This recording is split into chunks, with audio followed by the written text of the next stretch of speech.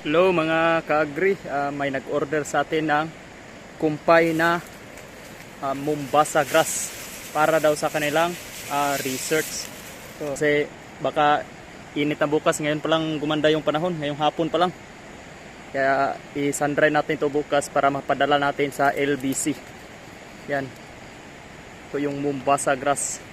Ito tayo kukuha kasi bagong putol to nung nakarang buwan. Alam nyo ba na ang Mombasa grass ay napakabilis nito tumubo? 20 to 30 days lang ang harvest interval nito. Kaya itong ikakat natin ngayon, i-update natin si Sir day by day, no? From day to day, i-video natin to para makita yung tubo sa loob ng isang buwan. Yan. Dere raw, nubo ra. Kaya linghod pa man. Yan. Kita magkuha, bali apat na box, 36 kilos lahat. Yan, isandry natin to bukas.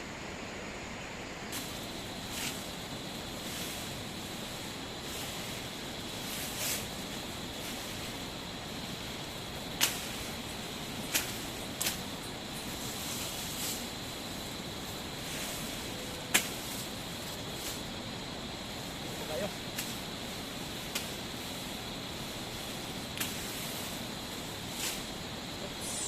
Manggara.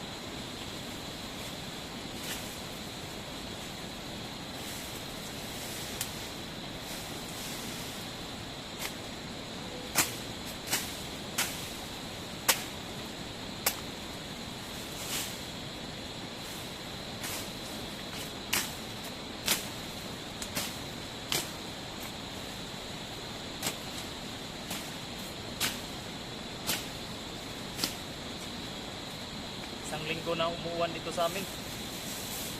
Umuwan naman noon. Umulan.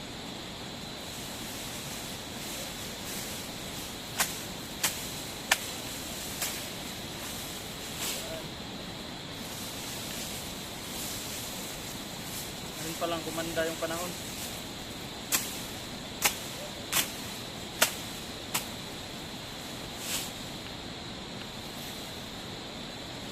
Grabe oh. Bunga.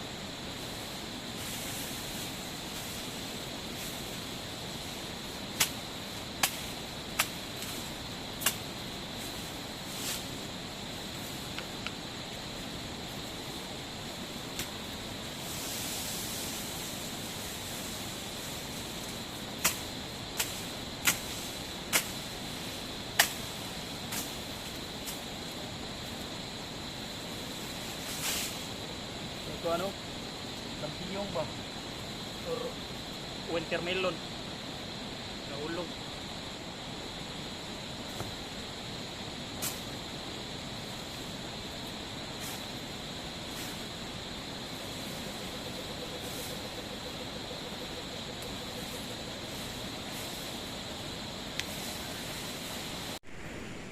Ito yung Mombasa grass.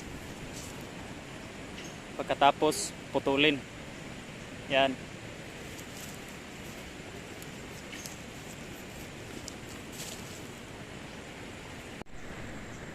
I-ano natin to, i-video natin to araw-araw hanggang 30 days.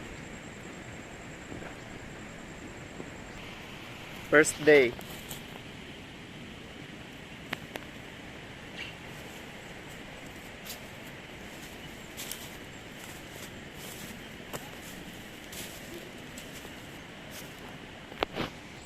Ito na yung second day simula nung pagputol natin sa Mombasa grass. Ayan oh. Second day. Tagas na. Ayan.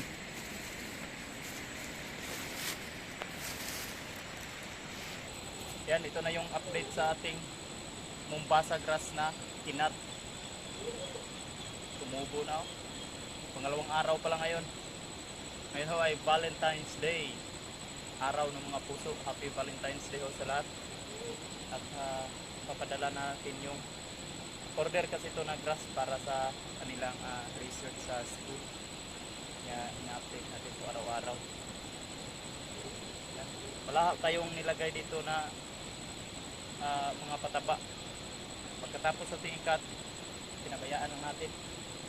Yun o. 2 araw pa lang.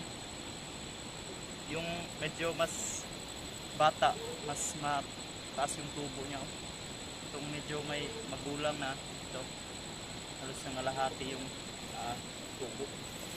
Kalahati lang sa mas bata. Yan, after 1 month ito. Taas na kayo ni. Update rin po na ito ni Dre.